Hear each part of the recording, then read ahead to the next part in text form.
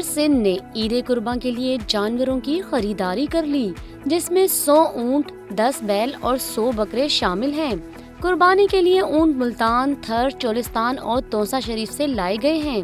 ये 100 ऊंट 3 लाख फी ऊंट के हिसाब से खरीदे गए हैं, जबकि फी बैल 10 लाख और फी बकरा 40,000 का खरीदा गया है। ईद के तीनों दिन ऊंटों को नहर और बकरों को कुर्बान किया जाएगा। गवर्नर सिंध का कहना है गवर्नर हाउस से 3 दिन मुस्तहिकीन और गरीबों में ऊंट और बकरों का गोश्त तकसीम किया जाएगा। इसके अलावा गवर्नर सिंध ने ईद पर राशन भी तकसीम करने का ऐलान किया है।